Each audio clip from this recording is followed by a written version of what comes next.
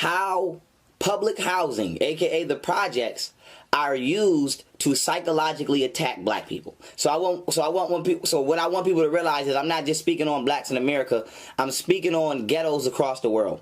And y'all need to realize that this is psychological warfare, literally, and the reason that we are kept in ghettos is not so that we can afford to build a nation to where we can defend and civilize ourselves from imperialism and colonial oppression, but so that we can remain mentally ill. And so I want to break down how public housing, aka ghettos and projects, were built to affect your cognitive processes by disrupting brain development and neural processes that should be taking place at a higher altitude of functionality. But what I want to do first is give you the history of how we got here, because I believe that history and science should be taught hand in hand. It makes it more understandable. And so with that being said, boom, in the 1900s, specifically the 1930s, which was not that long ago, it's only 2020, the United States government decided they wanted to MK Ultra its citizens and brainwash its citizens. Now, not only were Masonic agents placed in the black community to intellectually mislead us, but our environments. Remember, the definition of environment is what? The circumstances which influence a living organism. Our environments, aka circumstances which influence us as living organisms, were particularly created in such a manner where we would be underdeveloped in the matter of our brain development. And so let me just give you the science on this. In the 1930s, the government created public housing, right?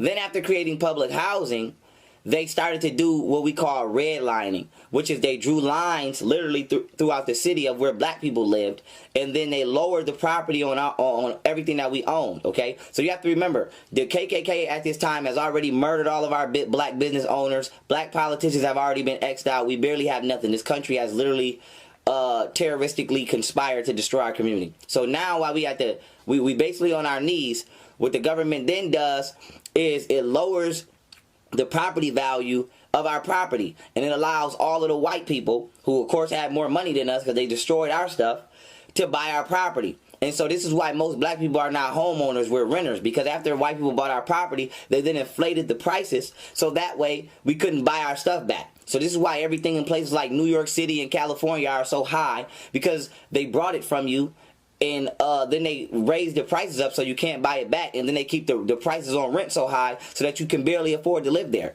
So now why is this important?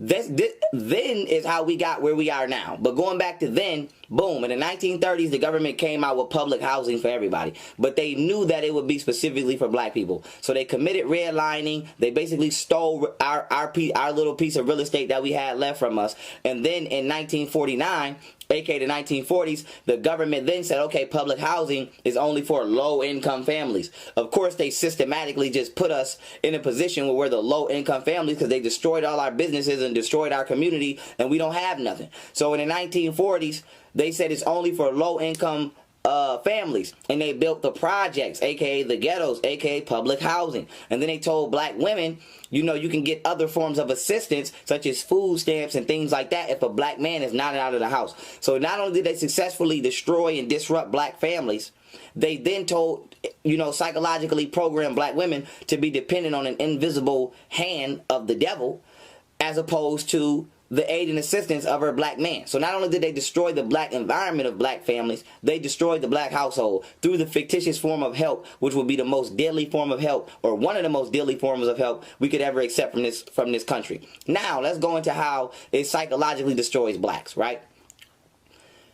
Your brain has multiple levels. Let's just deal with the basic three: reptilian, mammalian, neo-mammalian, physical, emotional, mental.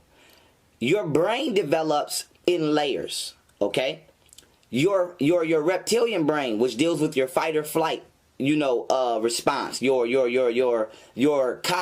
cognition just means your ability to think and know. So your ability to know that you're safe and be comfortable aids to the development of your reptilian brain. So by putting us in projects, putting us in public houses, and then flooding it with crime, and then not giving us jobs and forcing us to live constantly in fight or flight mode, aka live and survive off crime, because the black community, whether we want to admit it or not, we survive off crime because we can't get jobs. So what drugs and guns is to one community, it's what pays our bills and pays our rent.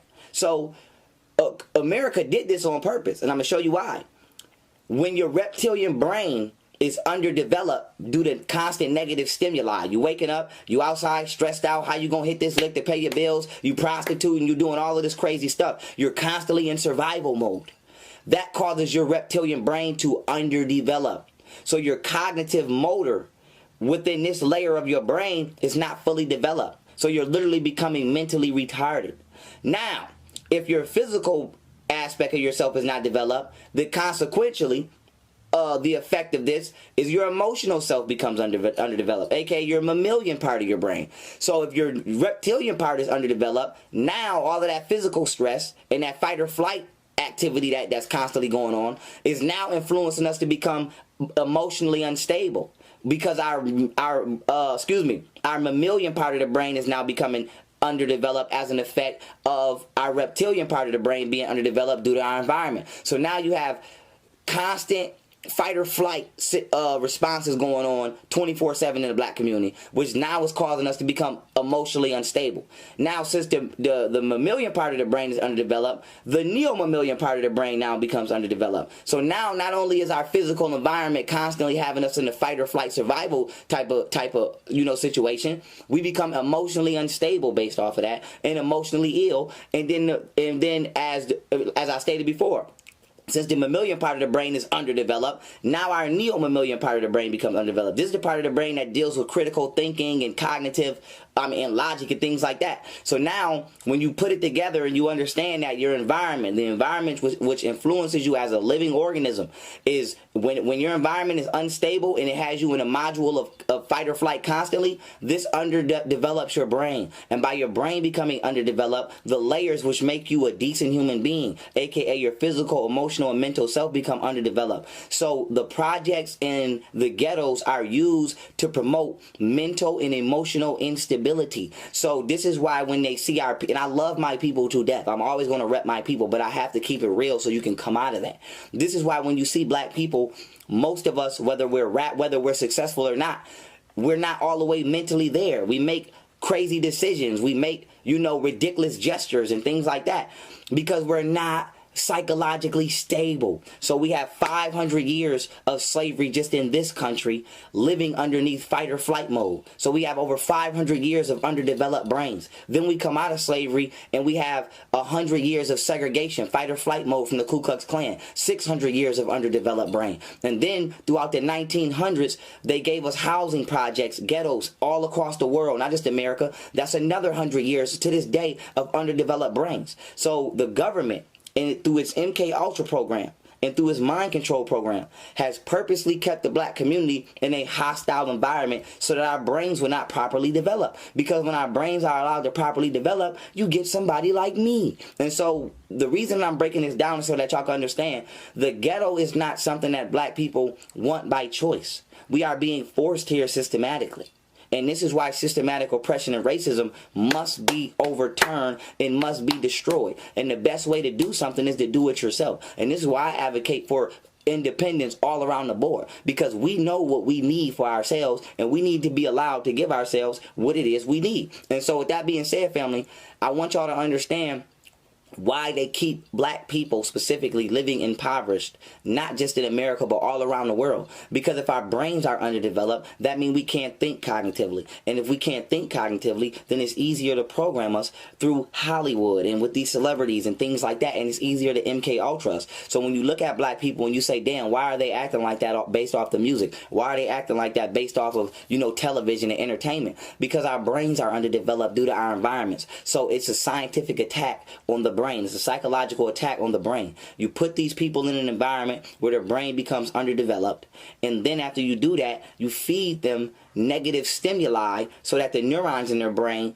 convince them to release dopamine based off committing negative acts. And so I'm not trying to attack my people when I say a lot of us are retarded. A lot of us are mentally ill.